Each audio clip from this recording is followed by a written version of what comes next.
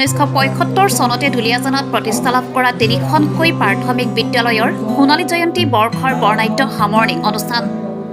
দুলীয়াজানৰ তিনিখন বিদ্যালয় ক্ৰমে পূব, পশ্চিম আৰু মধ্য জালনী প্ৰাথমিক বিদ্যালয়ৰ বৰ্ষজোৰা সোণালী জয়ন্তী বৰ্ষৰ উদযাপন কৰি সোমবাৰে সামৰণি অনুষ্ঠান অনুষ্ঠিত কৰে। এই উপলক্ষে সোমবাৰে পূব জালনী প্ৰাথমিক বিদ্যালয়ত উদযাপন সমিতিৰ বিষয়ববীয়া অৱসৰপ্ৰাপ্ত শিক্ষক-শিক্ষয়িত্ৰী, প্ৰাক্তন ছাত্ৰ-ছাত্ৰী তথা সমাজৰ বিভিন্ন ক্ষেত্ৰত সেৱা আগবঢ়োৱা নেতৃস্থানীয় ব্যক্তিৰ উপস্থিতিত 50খনকৈ পতাকা উত্তোলন স্মৃতি তৰ্পণৰ পিছতে ছাত্ৰ-ছাত্ৰীসকল শিক্ষক-শিক্ষয়িত্ৰীৰ অংশগ্ৰহণেৰে দুলীয়াজানৰ ৰাজপথত এক বৰ্ণিল শোভাযাত্ৰা উলিওৱা হয়। শোভাযাত্ৰাৰ শুভ উদ্বোধন কৰে চলচ্চিত্ৰ নিৰ্মাতা তথা অভিনেতা যদুমণি দত্তই।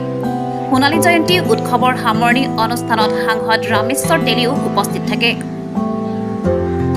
Bureau report, Duliajan live.